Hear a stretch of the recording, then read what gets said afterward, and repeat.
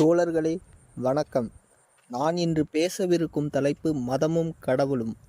நான் முதலில் கடவுளை பற்றி மட்டும்தான் பேசலாம் என்று இருந்தேன். ஆனால் என் செய்வது, இக்காலகட்டத்தில் மதமும் கடவுளும் என்பது பெண்களின் மயிரும் அதில் உள்ள பேனும் போல ஆகிவிட்டது. இரண்டையும் பிரிக்க முடியாத ஒன்றாக. நாம் முதலில் கடவுளை பற்றி பேசுவதற்கு முன் மதத்தை பற்றி தங்களுக்கு எடுத்துரைக்க நான் விரும்புகிறேன். மதத்தை பற்றி எடுத்துரைக்க நான் தங்களை கால சக்கரத்தில் சற்று பின்னோக்கி எடுத்து செல்ல உள்ளேன். எவ்வளவு பின்னால் என்றால், மனிதன் இடையில் விலங்கின் தோலும் கையில் ஈட்டியும் வைத்து வேட்டையாடி கொண்டிருந்த காலம் அது. சற்று சிந்தித்து பாருங்கள். அப்போது உள்ள மனிதனுக்கு என்ன தோன்றி இருக்க முடியும்? இக்காலகட்டத்தில் வாழும் பெண்களை போன்று கல்யாணத்திற்கு போகும்போது என் அலங்காரம் நன்றாக உள்ளதா, அவள் அலங்காரம் நன்றாக உள்ளதா என்றா யோசித்திருப்பான்? இல்லை. அவன் என்ன யோசித்திருக்க கூடும் என்றால், நம்மால் மட்டும் சில விஷயங்கள் செய்ய முடிகிறதே, அது மற்ற விலங்குகளால் செய்ய முடியவில்லையே ஏன் என்று யோசித்திருப்பான். உதாரணத்திற்கு சொல்ல போனால், நம்மால் மட்டும்தான் கூட்டாக சென்று வாழ முடிகிறது, கூட்டாக வேட்டையாடி உணவை பரிமாறிக்க கொள்ள முடிகிறது, மற்றும் சக மனிதனுடன் கலந்துரையாட முடிகிறது என்று அவன் எண்ணத்தில் உதித்திருக்கும். அதன் பிறகு அவன் என்ன யோசித்திருப்பான்? நம்மை யாரோ புதிதாக ஒருவர் படைத்திருப்பார் என்று யோசித்திருப்பான். நம்மை யாரோ படைத்திருப்பான் என்று அவன் உள்ளங்களில் தோன்றியிருக்கலாம். அக்கேள்விக்கான பதிலாக அவன் கடவுளை அறிமுகப்படுத்தி இருப்பான்.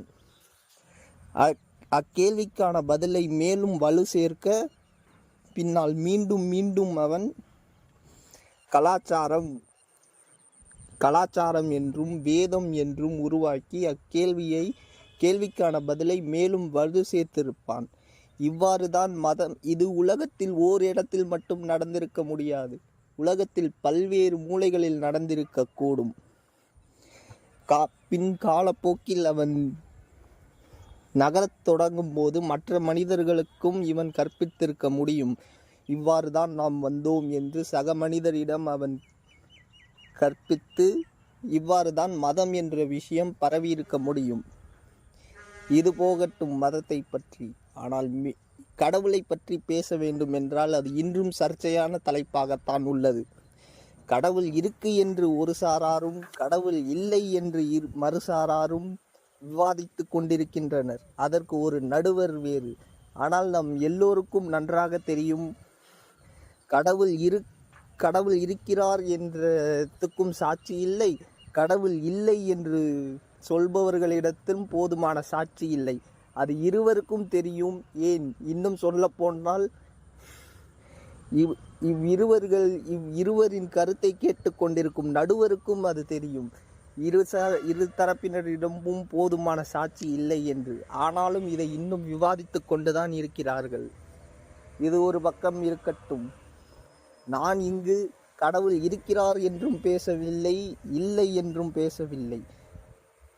கடவுள் இருந்தால் என்ன, இல்லை என்றால் என்ன? நான் ஏன் அப்படி சொல்கிறேன் என்றால், மற்ற மிருகங்களுக்கு ஏதும் இல்லாத ஒரு தனி சக்தி மனிதனிடம் உள்ளது. அது என்னவென்றால் சிந்தனை. அச்சிந்தனையை கொண்டு தனக்கு என்ன வேண்டும் என்று அவனே தீர்மானித்துக் கொள்கிறான். அவனுக்கு வேண்டியதை அவனே செய்து கொள்ள முடியுமானால் பிறகு கடவுள் இருந்தால் என்ன, இல்லை என்றால் என்ன? இதைத்தான் திருவள்ளுவர் ஓர் இடத்தில் மிக அருமையாக சொல்லியிருக்கிறார். தெய்வத்தால் ஆகாதெனின் முயற்சி தன் மெய்வருத்த கூலி தரும் என்று. அம்முயற்சியை கொண்டு நம் வாழ்வை நாமே செம்மையாக்கி கொள்ள முடியும். பிறகு ஏன் கடவுளை நம்ப வேண்டும், மறுக்க வேண்டும், வெறுக்க வேண்டும்? இது சற்றும் தேவையில்லாத தலைப்பாக இன்னும் விவாதித்து கொண்டிருக்கின்றனர். நாம் ஒரு விஷயத்தில் முன்னேற வேண்டும் என்றால் சரியான சிந்தனை கொண்டு ஒரு வழியில் நடந்தால் இலக்கு கண்டிப்பாக ஒரு நாள் அடையும். அதற்கு கடவுளின் துணையும் தேவையில்லை, கடவுளை வெறுத்து பேசவும் தேவையில்லை. இதைத்தான் நான் உங்களிடம் இன்று பேச நினைத்தது. நன்றி, வணக்கம்.